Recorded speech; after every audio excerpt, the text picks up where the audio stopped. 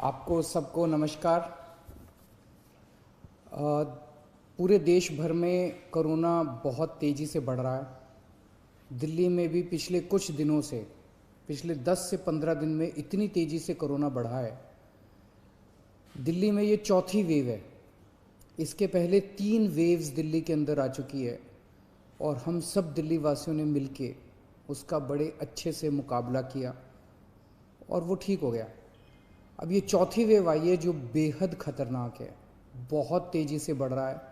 इतना तेज़ी से बढ़ रहा है कि बहुत सारे लोगों की समझ के बाहर है। जैसे कुछ दिन पहले तक,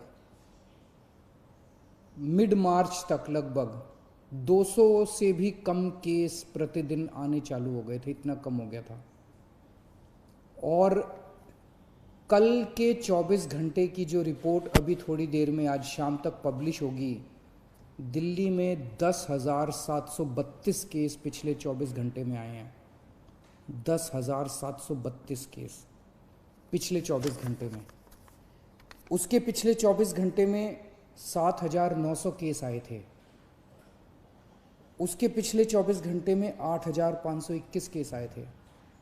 मतलब आप देखिए कि पिछले 3 दिन के अंदर ही कितनी तेज़ी से बढ़े हैं। पहले 2 दिन लगभग 8 साढ़े 8 हज़ार केस थे और कल 24 घंटे में 10,732 केसेस आए हैं। इसके ऊपर स्थिति बेहद चिंताजनक है, इसमें कोई दो राय नहीं है। लेकिन आपकी सरकार पूरी तरह से स्थिति पे नज़र रखे हुए, मैं स्वयं इसके ऊपर नज़र रखे हुए हूँ और जो भी करने की ज़रूरत है हम वो सब कर रहे हैं, सबका सहयोग ले रहे हैं। इस वक्त हम मोटे मोटे तौर पे 3 स्तर पे काम कर रहे हैं। एक है कि किस तरह से कोरोना को फैलने से रोका जाए। इसमें ख़ास तौर से सरकार अकेले बहुत कुछ नहीं कर पाएगी। दिल्ली वासियों को, आपको सबको इसमें सहयोग देना पड़ेगा। आपने पहले भी बहुत सहयोग दिया, हर बार सहयोग दिया।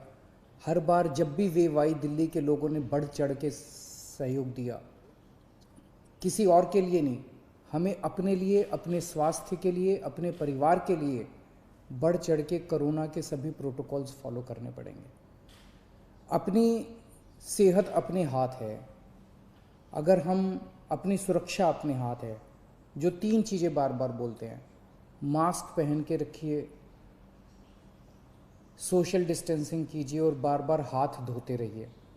इसमें एक चीज़ और ऐड कर लो कि घर से तभी बाहर निकलेंगे जब बहुत ज़रूरी होगा। कुछ दिन की बात है, मुझे पूरी उम्मीद है जैसे पिछली 3 वेव चली गई वैसे ये चौथी वेव भी चली जाएगी।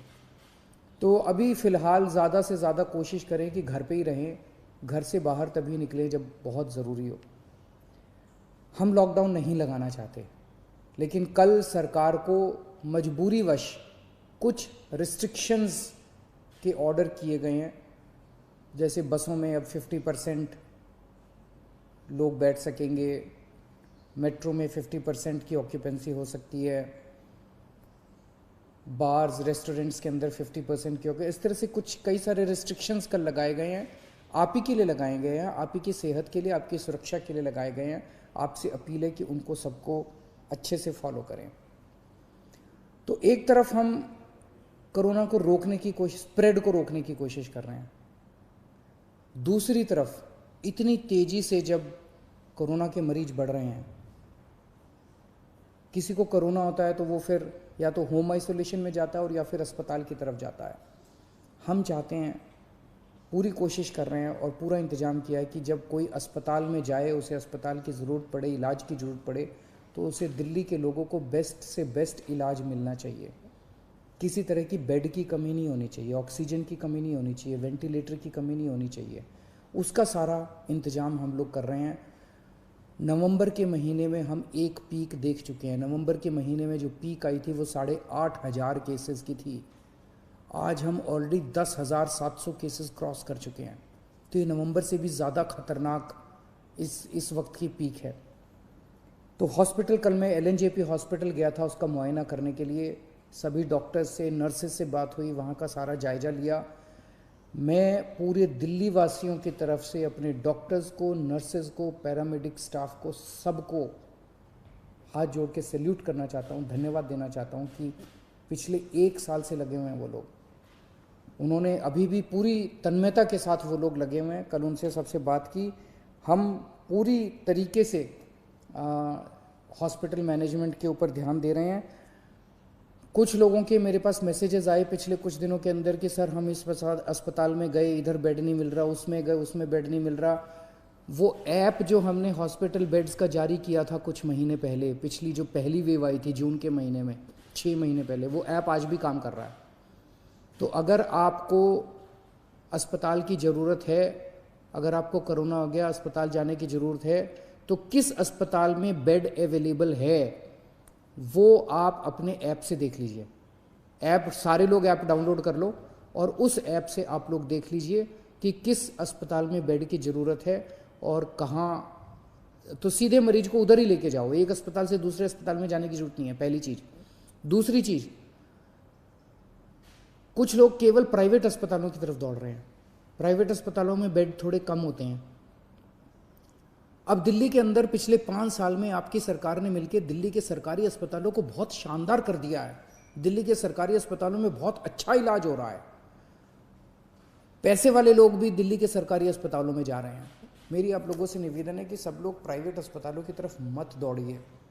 सरकारी अस्पतालों में जाएंगे, वहाँ भी आपको अच्छा इलाज मिलेगा। सरकारी अस्पतालों में भी आप जा सकते हैं। अगर आपका ऐप दिखाता है कि सरकारी अस्पताल में बेड खाली है तो सरकारी अस्पताल में जाइए, लेकिन अस्पताल में तभी जाइए जब आपको ज़रूरत हो। अगर सब लोग अस्पतालों की तरफ दौड़ने लग गए, अस्पताल कम पड़ जाएंगे। अगर सब लोग अस्पतालों की तरफ दौड़ने लग गए, बेड कम पड़ जाएंगे, आईसीयू कम पड़ जाएंगे, वेंटिलेटर कम पड़ जाएंगे। तो अगर आपको अस्पताल की ज़रूरत है तभी अस्पताल में जाइए, वरना होम आइसोलेशन में रहिए। अस्पताल के बेड केवल सीरियस मरीजों के लिए रहने दीजिए। अगर आप एसिम्प्टोमेटिक हैं, अगर आपको सिंपल सिम्टम्स हैं, ज़्यादा बीमारी नहीं है, और अगर आप अस्पताल चले गए तो आपने एक बेड ऑक्यूपाई कर लिया जबकि आपका घर पे इलाज हो सकता था। और अगर कोई सीरियस मरीज आता है अस्पताल के अंदर, उसको बेड नहीं मिलेगा, उसको बाहर वेट करनी पड़ेगी, उसकी मौत हो सकती है, सीरियस मरीज की मौत हो सकती है, उसको अस्पताल की ज़रूरत है। इसलिए मेरी हाथ जोड़ के सबसे विनती है कि कई लोग मैंने देखा वो कहते हैं जी मैं तो अस्पताल जाके एडमिट हो जाता हूँ, घर में दूसरों का ना हो जाए। घर के अंदर होम आइसोलेशन कीजिए, हमारी टीम आपके घर आएगी, आपको सारा गाइडलाइंस वगैरह सब बता देगी, ऑक्सीमीटर दे के जाएगी, आपको बता देगी कैसे होम आइसोलेशन करना है, आपके साथ हम संपर्क में रहेंगे। दिल्ली के अंदर दुनिया का सबसे बेहतरीन होम आइसोलेशन का प्रोग्राम चल रहा है, उसका फ़ायदा उठाइए आप। तो इसमें आप सब लोगों की मेरे को सहयोग की ज़रूरत है कि जब तक अस्पताल में जाने की ज़रूरत ना हो, अस्पताल मत जाइए। अस्पताल के बेड सीरियस मरीजों के लिए खाली रखिए, ये सबसे ज़रूरी है इस टाइम। अपने को हॉस्पिटल मैनेजमेंट सबसे ज़रूरी है। दुनिया भर के अंदर मैंने देखा है किस तरह से अस्पताल कम पड़ जाते हैं। इतनी तेज़ी से फैलने वाली बीमारी है कि अस्पताल अगर कम पड़ गए तो फिर बड़ी दिक्कत हो जाएगी। मैंने पहले भी कहा था लॉकडाउन के लिए कि लॉकडाउन के पक्ष में मैं नहीं हूँ। मुझे लगता है कि लॉकडाउन कोरोना से जूझने का समाधान नहीं है। लॉकडाउन किसी भी सरकार को तब लगाना चाहिए जब उसकी अस्पतालों की व्यवस्था कोलैप्स कर जाए और उसको ज़रूरत हो कि लॉकडाउन से कोरोना की गति धीमी हो जाती है। अभी अस्पताल की व्यवस्था हमारे कंट्रोल में है, आपका सहयोग चाहिए। अगर आपका सहयोग मिलता रहा और अस्पताल की व्यवस्था काबू में रही, हमें दिल्ली में लॉकडाउन लगाने की ज़रूरत नहीं पड़ेगी। लेकिन अगर अस्पतालों के अंदर बेड्स की कमी होने लगी और अगर अस्पतालों के अंदर बेड्स नहीं मिलने लगे तो कहीं ऐसा ना हो कि दिल्ली में लॉकडाउन लगाना पड़े। हम दिल्ली में लॉकडाउन लगाना नहीं चाहते, आपका सहयोग चाहिए। और तीसरी चीज़, एक हम कर रहे हैं कि स्प्रेड नहीं होना चाहिए, दूसरा हॉस्पिटल मैनेजमेंट, और तीसरा वैक्सीनेशन। आज एक बहुत अजीब विरोधाभास है। कोरोना की दवाई आ गई है, वैक्सीन आ गया है, और उसके बावजूद कोरोना इतनी तेज़ी से फैल रहा है। हमें कोरोना को हराने के लिए कोरोना से ज़्यादा स्पीड पे वैक्सीनेशन करना चाहिए था। जिस तेज़ी से कोरोना फैल रहा है उससे ज़्यादा बड़ी स्पीड से अगर हम वैक्सीनेशन कर देते, हम कोरोना को काबू कर सकते थे। हमारी कोरोना की गति बहुत धीमी है। मैंने केंद्र सरकार से कई बार हाथ जोड़ के निवेदन किया है, केंद्र सरकार को चिट्ठी भी लिखी है, प्रधानमंत्री जी को भी चिट्ठी लिखी है कि ये जितने रिस्ट्रिक्शन लगा रखे हैं वैक्सीनेशन के ऊपर, सब रिस्ट्रिक्शन हटा दीजिए। अभी तो ऐसी ज़रूरत है कि सरकार, हमारी सरकार तैयार है, दिल्ली सरकार तैयार है, हम घर घर जाके कोरोना की वैक्सीन लगाने को तैयार हैं। हमारे स्टाफ जो है वो घर घर जाके वैक्सीनेशन लगाने को तैयार है। 2 महीने 3 महीने के अंदर, मैं अभी मुख्यमंत्रियों की जब बैठक हुई उसमें और भी 2-3 मुख्यमंत्रियों ने कहा कि हम 3 महीने के अंदर पूरे अपने राज्य को कोरोना की वैक्सीन लगा देंगे, आप ये रिस्ट्रिक्शंस हटा दीजिए, 45 साल से ऊपर वालों को लगेगी। दिल्ली के अंदर जो मेरा डेटा है वो ये दिखाता है कि 65% मरीज दिल्ली के अंदर जो अब कोरोना के आ रहे हैं वो 35 साल से कम उम्र के हैं। तो अगर 65% मरीज 35 साल से कम उम्र के हैं तो कोरोना रुकेगा कैसे? कोरोना की साइकिल कैसे टूटेगी? वो तो तभी टूटेगी ना जब वैक्सीनेशन लगेगा। तो मेरी केंद्र सरकार से निवेदन है, केंद्र सरकार ने बहुत रिस्ट्रिक्शन लगा रखे हैं कि सेंटर नहीं खोल सकते, ज़्यादा सेंटर नहीं खोल सकते, इस उम्र से कम लोगों को नहीं दे सकते। अभी तो हमें लार्ज स्केल के ऊपर, युद्ध स्तर के ऊपर सारी मशीनरी हमें वैक्सीनेशन के ऊपर लगा देनी चाहिए। इससे बड़ा विरोधाभास क्या हो सकता है कि हमारी वैक्सीन आ गई और उसके बावजूद हम कोरोना से लड़ रहे हैं, कोरोना इतना तेज़ी से फैल रहा है। तो अगर हम कोरोना की वैक्सीनेशन बहुत तेज कर दें तो ये इसका एक समाधान हो सकता है। कुछ लोगों के मन में, जैसे अभी पूरे देश भर से रिपोर्ट आई, एक अस्पताल में 37 डॉक्टर्स जिन लोगों को वैक्सीन लगी थी, दोनों डोज लगी थी, उनको भी कोरोना हो गया। एक और उत्तर प्रदेश से एक अस्पताल से रिपोर्ट आई, एक महाराष्ट्र से एक अस्पताल से, कि कई सारे ऐसे लोग हैं जहाँ पे जिन लोगों ने दोनों डोज ले ली उसके बावजूद भी कोरोना हो रहा है। तो लोग पूछ रहे हैं कि यार ये वैक्सीन लगाने से कोई फ़ायदा है? तो मैंने कई एक्सपर्ट से बात की, कई डॉक्टर से बात की, उन सब का ये कहना है कि वैक्सीन लगाने से आपको सीरियस बीमारी नहीं होती, कोरोना दोबारा हो सकता है। वैक्सीन लगाने के बावजूद भी आपको मास्क पहनना चाहिए, सारी प्रिकॉशन लेनी चाहिए, लेकिन कोरोना फिर भी हो सकता है, लेकिन वो कोरोना सीरियस नहीं होगा, आपकी डेथ नहीं होगी, आपको हो सकता है आईसीयू में जाने की जरूरत ना पड़े, कोरोना की सीरियसनेस काफ़ी कम हो जाएगी। इसीलिए वैक्सीन का फ़ायदा है।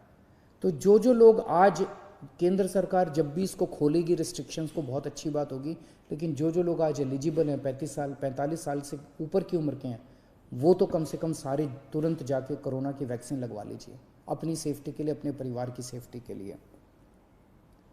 हमने टेस्ट्स दिल्ली में बहुत ज़्यादा बढ़ा दिए हैं। पिछले कुछ दिनों पहले तक 80-85 हज़ार टेस्ट डेली हो रहे थे और पिछले कुछ दिनों से 1,10,000 टेस्ट डेली हो रहे हैं। रात दिन पूरा स्टाफ, पूरे ऑफिसर्स काम करने में लगे हुए हैं और आपकी सेहत के लिए जो भी ज़रूरत पड़ेगी हम सभी करेंगे। मेरी सभी पॉलिटिकल पार्टीज से निवेदन है, अपील है, आइए सब मिलके काम करते हैं। ये वक्त राजनीति करने का नहीं है, ये वक्त एक दूसरे के ऊपर फिंगर पॉइंटिंग का नहीं है, ये वक्त एक दूसरे के ऊपर छीटाकशी करने का नहीं है, बाद में कर लेंगे राजनीति। सब मिलके अभी तो अब दिल्ली वासियों की सेवा करते हैं और मैं सभी लोगों से अपील करता हूँ, पिछली बार आप सबने सहयोग किया था, हम केंद्र सरकार से पूरा सहयोग ले रहे हैं। मैं सभी डॉक्टर्स से अपील करता हूँ, सभी डॉक्टर्स की एनजीओ से अपील करता हूँ, सभी धार्मिक संस्थानों से मैं हाथ जोड़ के अपील करता हूँ, सभी सामाजिक संस्थानों से, एनजीओ से अपील करता हूँ कि ये चौथी वेव बेहद खतरनाक है इंसानियत के लिए। हम सब लोग फिर से एक साथ जुड़ें और इस चौथी वेव का सामना करें। कुछ लोग कहते हैं, जब मैं उनको कहता हूँ कि मास्क क्यों नहीं पहना हुआ, कहते हैं सर 1 साल हो गया, अब थक गए हैं। अब ये सोचो, वो डॉक्टर जो 1 साल से, और नर्स और जो पैरामेडिक स्टाफ 1 साल से अस्पताल के अंदर रात दिन 24 घंटे आपका इलाज कर रहा है, वो नहीं थका? वो तो आपसे ज़्यादा थक गया है। अगर वो 24 घंटे पिछले 1 साल से काम कर सकता है, अपनी ज़िंदगी दांव पे लगा के कर सकता है, तो आप कम से कम मास्क तो पहन ही सकते हैं।